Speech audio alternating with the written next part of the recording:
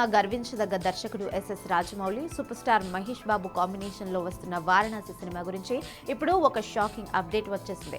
Annapurna studios, Mihira visual labs మరియు హాలీవుడ్కు చెందిన యానిమాట్రిక్ film design సంస్థలు కలిసి A&M మోషన్ క్యాప్చర్స్ ల్యాబ్ను ఏర్పాటు చేశాయి. దీనిని రాజమౌళి ప్రారంభించారు. అసలైన ట్విస్ట్ ఏంటంటే వారణాసి సినిమాలోని కొన్ని కీలకమైన మరియు అత్యంత కష్టతరమైన సన్నివేశాలను ఇప్పటికే ఈ ల్యాబ్లోనే షూట్ చేశారట. ఈ విషయాన్ని స్వయంగా జక్కన్న వెల్లడించాడు.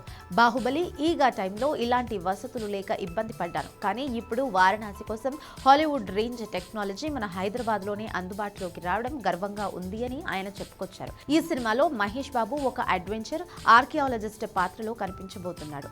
మోషన్ క్యాప్చర్ వాడుతున్నారంటే ఈ సినిమాలో భారీ విజువల్ ఎఫెక్ట్, భారీ జంతువుల లేదా అద్భుతమైన యాక్షన్ సీక్వెన్స్ ఉంటాయని ఫిక్స్ అయిపోవచ్చు.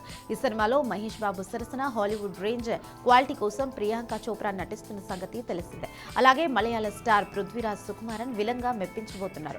అన్నపూర్ణ స్టూడియోస్ లో కొన్ని కీలక సీన్స్ పూర్తి చేసుకున్న వారణాసి టీం ఇప్పుడు తదుపరి షెడ్యూల్ కోసం జార్జియా బయలుదేరి వెళ్తుంది. అక్కడ భారీ ఇంటర్నేషనల్ షెడ్యూల్ ప్లాన్ చేశారు. ఈ మూవీ 2027 సమ్మర్ లో గ్రాండ్ గా విడుదల కాబోతుంది.